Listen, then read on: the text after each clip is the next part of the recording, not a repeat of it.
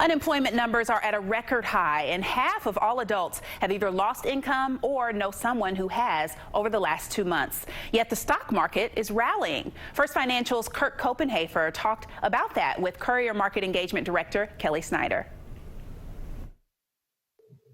Thanks, Kyla. Kirk, thanks so much for being here today. The last time we talked, it was in mid-March, and the market was in the midst of a steep decline. Now that it's rallied pretty significantly off of the lows, what's behind the rally? To us, the main reason behind the rally is an improvement in investor sentiment, driven mostly by policy stimulus, both from Washington and from the central banks. There's been some encouraging headlines about potential coronavirus treatments and the efforts to create a COVID vaccine. And also, it appears that the social distancing has, up to this point, done a pretty good job of slowing the spread and keeping most of our healthcare system from being overwhelmed. Something else to remember is that the market isn't exactly reflective of the broader economy. So if you look at the major industry groups that have been impacted the most by the shutdown, you think retail, entertainment, travel, leisure, et cetera, those types of things. Those industries account for a large percentage of the economy. So while we're seeing their difficulties impact GDP numbers, they only account for about 20% of the S&P 500 index. So in that sense, the market's performance shouldn't be as bad as the economy's. So speaking of the economy, there's a lot of talk about what shape an economic recovery will take. What are your thoughts? It seemed like the market was pricing in a relatively smooth recovery process with a sharp contraction followed by an equally sharp recovery. Think of kind of a V or a U shape. However, we're not so sure that the recovery will be that smooth or strong. Just last week, Fed Chair Jerome Powell echoed this thought, saying that recovery might be slower than expected and that more policy actions might be necessary in order to build a sustainable recovery. So we see economic recovery taking more of kind of a Nike swoosh type of shape with a weaker, more drawn out recovery. Why do you think that? Well, much of the country is starting to reopen, but we think that people will emerge from their quarantine bubbles more slowly than expected to go shopping or to go out to eat at restaurants.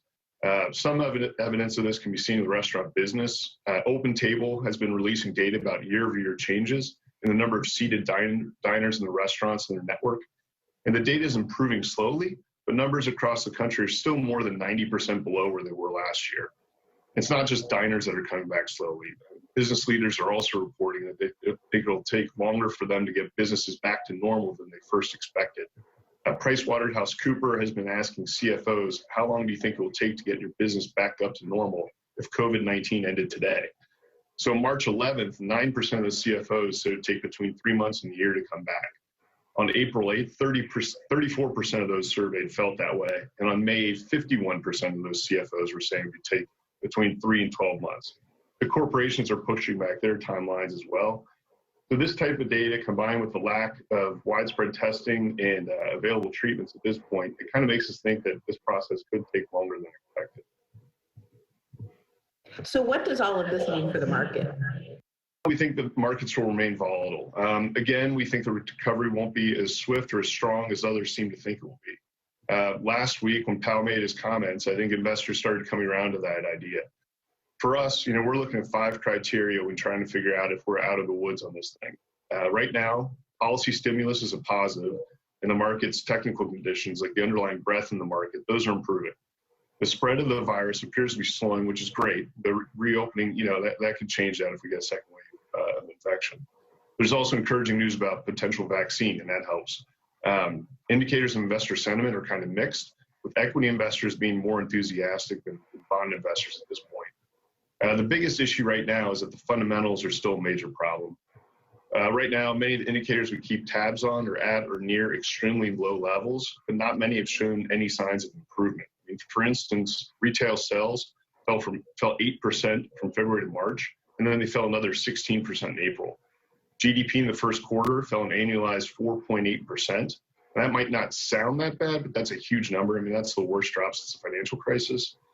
And corporate earnings in the first quarter weren't that bad relative to expectations, but they're still tracking to be down 14% from a year ago. So these are all pretty big drops. And looking ahead, this data is only likely to get worse. Second quarter GDP at this point is expected to be down in the 20 to 30% range on an annualized basis. As for corporate earnings, many companies have completely pulled their earnings guidance for the remainder of the year. And to us, that's a signal that the next couple quarters could be pretty rough.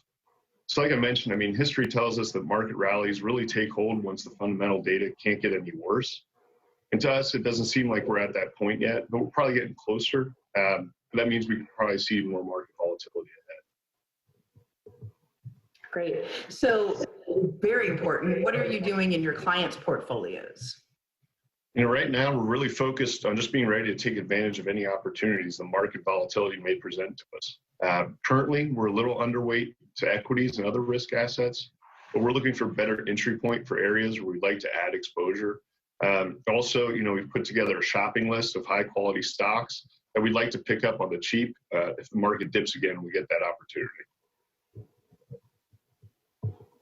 Great. Well, we really appreciate you being here, and we look forward to continuing this and having another conversation very soon. So thanks again, and back to you.